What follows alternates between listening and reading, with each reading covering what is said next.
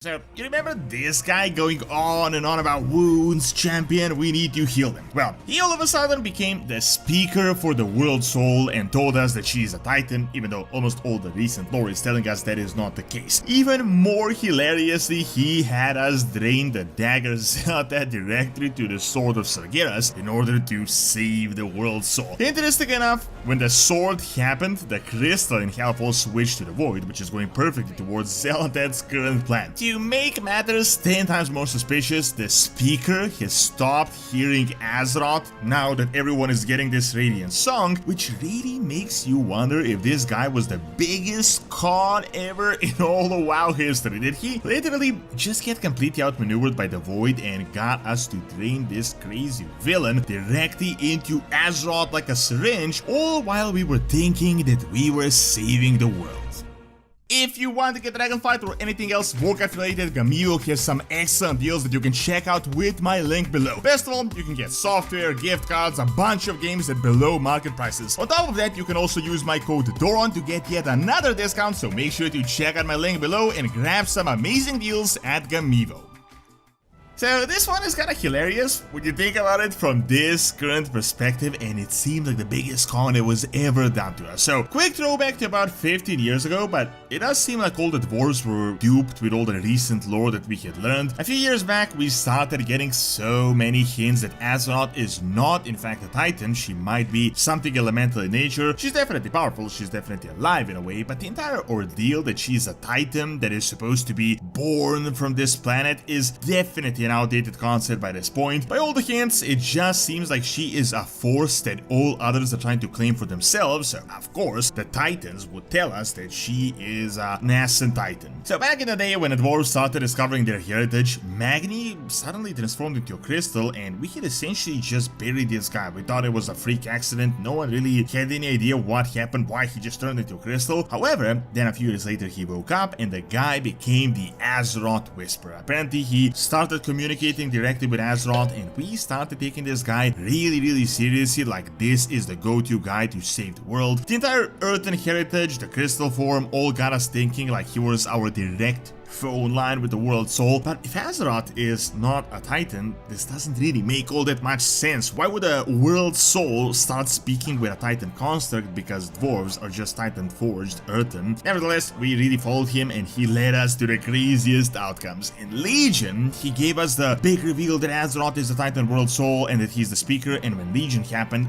Azeroth was seriously wounded with his gigantic sword and on the brink of death when Sargeras had stabbed Certus, and he as the speaker heard the cries and begged Azeroth to tell him how he can help, how we can save the planet. Well, Azeroth had essentially told him to go to the Chamber of the Heart, gather the Azerite, and ultimately to combine all our artifact weapons used to drain the poison out of the sword that was killing Azeroth, and then the sword suddenly went dormant. Interesting enough, a little tiny artifact called Xal'atath was used to drain the sword and to save the world soul. Even more interestingly, we just learned from the War Within beta that the light crystal Beledar was transformed into a void crystal for the first time when Sargeras had stamped the planet. Now keep in mind, this dialogue comes from Anduin talking with these Irati humans, so we don't know specifically whether it happened on that exact day, so it was the impact, or when we had drained it, but very likely when the actual stabbing happened. Well, check this out, and here are some slight spoilers from the War Within, as Magni Brosbeard is once again one of the main characters, but not really main in the sense that he was the main character back in Legion. Interesting enough, as Xal'atath's plan is right now in full swing and Azeroth is about to awaken and all hell is breaking loose, Azeroth apparently stopped speaking to Magni and ultimately he nearly dies trying to purge the void corruption, and he's returned back to his original form, which is of flesh and blood. He then has a really interesting conversation with Anduin on how Anduin lost the light and how he's really frustrated with Azeroth and the connection he has to him, how the world soul had dragged him and his family to this hole in the ground and won't even communicate with him, so he's getting a little bit suspicious now. Well, now we have Azeroth giving all kinds of whispers to everyone, and so many people are getting visions, but no one is actually certain this is Azeroth. It is so ambiguous in the actual cinematic itself. If you want to know all the latest info on who Xal'atath is, I got a super long video detailing all the evidence we currently know, but by all the accounts, she's another instrument like the old gods, but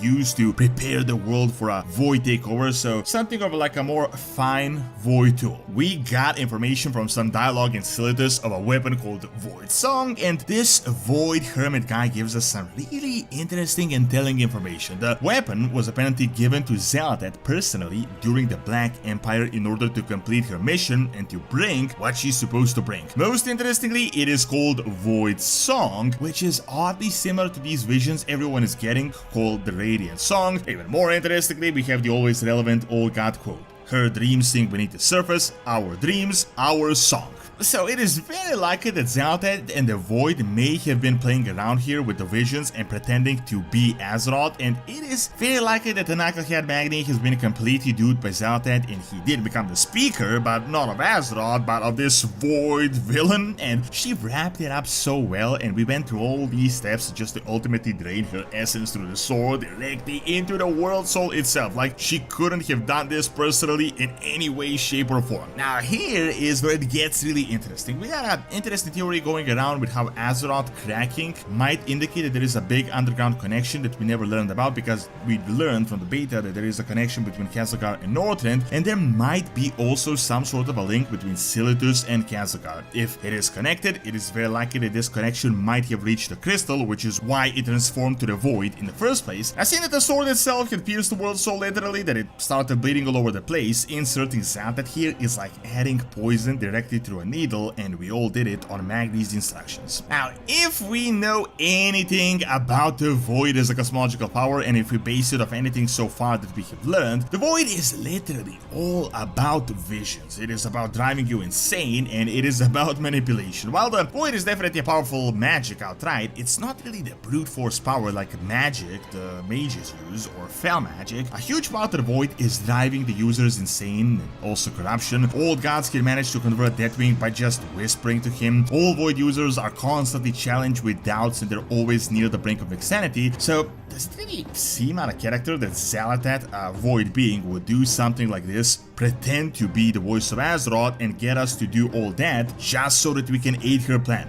It might not have been Xal'atath directly, as she was in the dagger at the time, but definitely someone Void related. It definitely seems like a few hundred IQ plan to get the dagger through this entire sequence of event and to ultimately drain it to save Azeroth. You think about it, this was so perfectly masked that no one really thought much what is even going on. It is also really suspicious that this voice of Azeroth, Magni, is not getting anything special right now, seeing that so many people across Azeroth are getting these visions. If Azeroth was really in the biggest trouble ever and just about to die or awaken, you would imagine her speaker, the #1 character, would be the one person we need to look towards to know what to do. Like, he would be the one to guide us. Of course, you know, Magni is not malicious here nor the bad guy. He might have just been used as a vessel to dupe all of us in what really appears to be the biggest con in all of WoW history. When you think about it, the entire knowledge that the dwarves have of the Titans is so limited and one-dimensional that they just bought into the propaganda, and the Void convinced him that he was speaking with his own creators, the Titan World Soul. Even back in Shadowlands, we found a document of a broker that was learning the truth about what is really going on in the universe and the cosmological chart, and he had on one occasion visited Azeroth and apparently spoke to some of the dwarf scholars, and he said that out of most of the universe, these people have the most optimistic and delusional ideas, and that they have no idea what is really going on behind the scenes. So based off on this, we might have just messed up really bad back in BFA, and we're only now going to learn what are the real consequences of that mess.